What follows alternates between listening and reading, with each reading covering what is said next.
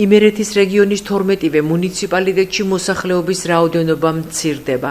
2017 წლის მონაცემებით, რომელსაც სტატისტიკის ეროვნული სამსახური აქვეყნებს, იმერეთში მცხოვრებთა ოდენობა 514,400 შეადგენდა. 2024 წელს კი ეს მონაცემი 442,300-მდე შემცირდა. მოსახლეობის კლების ტენდენცია შეინიშნება ზესტაფონშიც. ადგილობრივები აცხადებენ, რომ ადამიანები საცხოვრებლებს გაჭირვებისა და უსამსახურობის გამოტოვებენ. უჭირთ ხალხს სამსახურები არ არის, პურის ფული არა აქვთ, ამბობენ ისინი. უჭირთ ხალხს, პურის ფული არ აქვს. სამუშაო ესენი კი იძახეოს, უმუშევრები არ ყავს გარბის ხალხი რომ ორი კაბე კი იშოვოს და ოჯახი არ ჩინოს. რაკნან თორე ყველას უნდა თავის ოჯახში და თავის შვილებში იყოს, ხო? ძალიან მაწუხებს მეც ეგ საკითხი და ფიქრობ, რომ დაუსაქმებლობა. სამსახურები არ აქვს, ხალხსა იძულებულები არიან, სოფელიც მეატოვონ, ყველაფერი მეატოვონ. იცლება ასევე ქვეყანა. ფული ხელფასი არ არის, არაფერი არ არის, გარბი მიდო. ჩემი შვილები ყველა წასულები არის. და რა არის ამის მიზეზი? რა არის და გაჭირვება აქ არ არის იმნაირი პირობები, რომ რამე გააკეთონ და მიდიან სხვა ქვეყნებში და ცოტა უკეთესად აკეთებენ რაღაცას. ეს ცხოვრებისეული ალბათ ასე გონიათ, მაგრამ იქ უკეთესი პირობებია, ყველა თავის პირობების გასაუმჯობესებლად მედისა. მაგრამ საქართველოში თუ უფრო მეც მოვინდომებთ, სამუშაო ადგილიც იქნება და ის რომ დასაქმების საშუალებაც არის აქ ჩვენთან. და არ არის აუცილებელი მაინც და მაინც იქ გადავიხვეწოთ შორეული მაშინ. ბევრი არაფერი მოუტანია მაგათ ჩვენთვის. არც იმ ევროპას და არც იმ ამერიკას. მოუვაროთ ჩვენ საქართველოს და მივხედოთ აქ ერთმანეთს და ერთმანეთის გატანა ვისწავლოთ, რაც მთავარი არის. გატანა ერთმანეთის და ვაცალოთ. სულის ამოსუნთქვა ვაცალოთ და ვიყოთ ეროვნულები. მოსახლეობის რაოდენობის შემცირებას ეკონომიკურთან ერთად ასევე განაპირობებს ემიგრაციის მაღალი მაჩვენებელი. შემცირებულია ცოცხლად დაბადებულთა რიცხონება, რომელსაც გარდაცვლილთა ოდენობა აჭარბებს.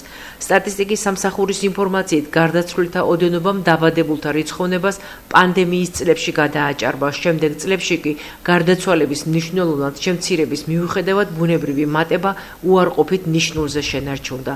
და ბოლოს ოფიციალური ინფორმაციით 2012 წელს ზესტაფონში 59,300 ადამიანი ცხოვრობდა. 2021 წელს მოსახლეობის ოდენობა 55,100-მდე შემცირდა. 2022 წელს კი 54,300 გახდა. ჩვენ დავუკავშირდით სტატისტიკის სამსახურს ბოლო აღწერის მაჩვენებლის მოპოვების მიზნით. როგორც გვითხრეს, მონაცემები ჯერ კიდევ დამუშავების პროცესშია და ის ივნისისთვის ბოლოს გამოქვეყნდება. მაყურებლის ოვაციები დაიმსახურა ზესტაფონის უშანგიჩხეიძის სახელობის თეატრის დასმა ქუთაისში მიმდინარე საერთაშორისო ფესტივალის ფარგლებში წარმოდგენილი სპექტაკლის დასრულებისას. დასმა ყვარყვარე თუთაბერი ითამაშა, რომლის რეჟისორი ვატო ჯუღელია.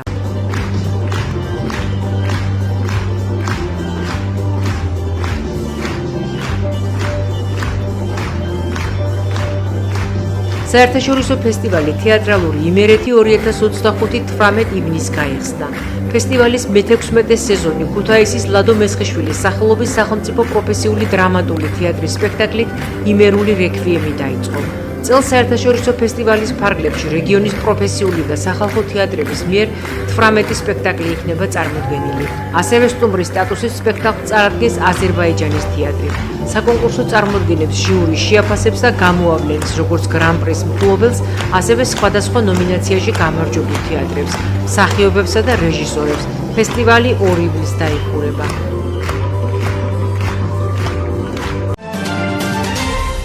საზანოში უკვე მე-6 ვარ, მე-7-ს და აქედან მე-5 ვარ ოთოსთან და ვატარებ ციფრული ტექნოლოგიების ტრენინგს, რომელიც შეიძლება სოფლის მოსახლეობას გამოადგეს.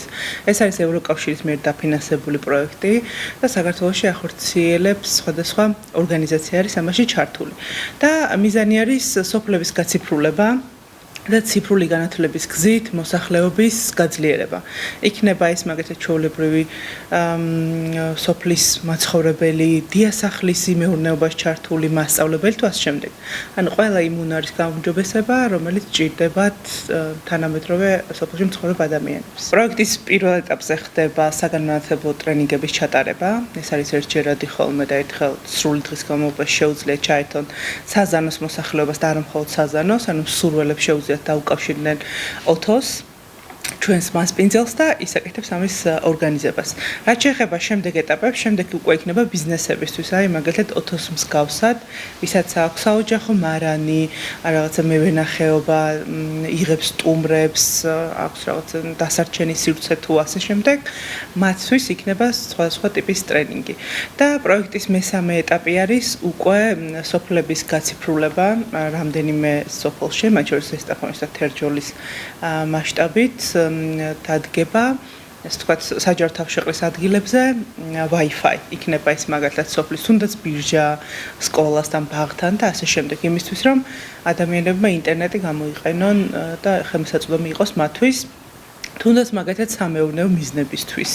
იქნება ეს რაღაცა სხვა შხამქიმიკატების გადამოწმება და ამ ყველაფერს ვასწავლეთ როგორ შეიძლება ყოველდღიურ გამოყენებაში, როგორც პედაგოგმა, როგორც მეურნემევენახემ და შემდეგ გამოიყენოს ეს ყველაფერი. მოცემული პროექტიდან მაქვს მოლოდინი რომ უფრო გამიღრმავდება ცოდნა ამ სფეროში, ისედაც ამ სფეროსთან მაქვს შეხება და შესაბამისად უფრო სხვა კურსით დავინახავ და იმ მხრიდან შევხედავ, რომელიც დღემდე ჩემთვის უცნობი იყო ამ სფეროსთან დაკავშირებით.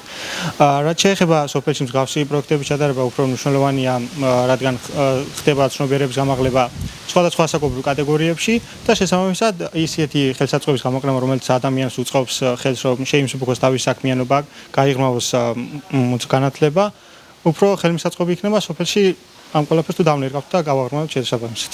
დღეს 21 საუკუნეში ძალიან მნიშვნელოვანი არის ციფრული ტექნოლოგიების და ხელოვნური ინტელექტის განვითარებას ფეხი აუწყოთ. დღეს ნებისმიერ სფეროში დასაქმებულ ადამიანს ჭირდება ინტერნეტი და ამ კუთხით განვითარება.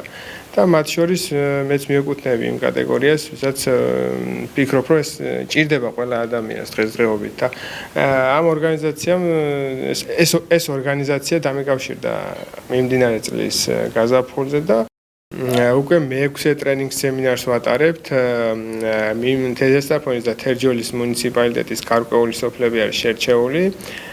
მოსახლეობას უმაღლდებათ ინტერნეტიზაციის კუთხით ცოდნა გამოცდილება, ხელოვნური ინტელექტი მოგეხსენებათ დიდ როლს თამაშობს უკვე დღევანდელ ცხოვრებაში და სასურველია რომ ყველა სოფლის მოსახლეობა უფრო განსაკუთრებით აუწყოს ფეხი მიმდინარე საქმიანობებს და ვფიქრობ რომ ეს სოფლის განვითარებისთვის დიდ წვლილს შეიტანს და ძალიან კარგი იქნება თითოეული სოფლის ცხოვრების.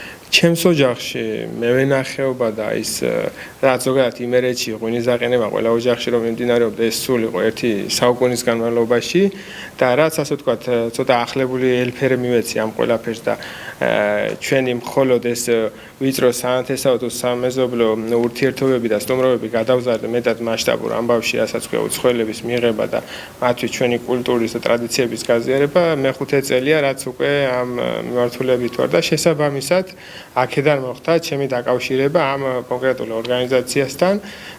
ეს ტრენინგები ტარდება ევროკავშირის ეგიდით და მივესალმები ამ კუთხით, რაც უფრო ხშირი და მეტი ტრენინგი იქნება და ეს არის თითოეული ჩვენ ესტაფონის და თერჯოლის მუნიციპალიტეტის გარკვეული სოფლებისთვის არის გათვლილი და ამ კუთხით მოსახლეობას უმაღლდება ცოდნა და გამოცდილება.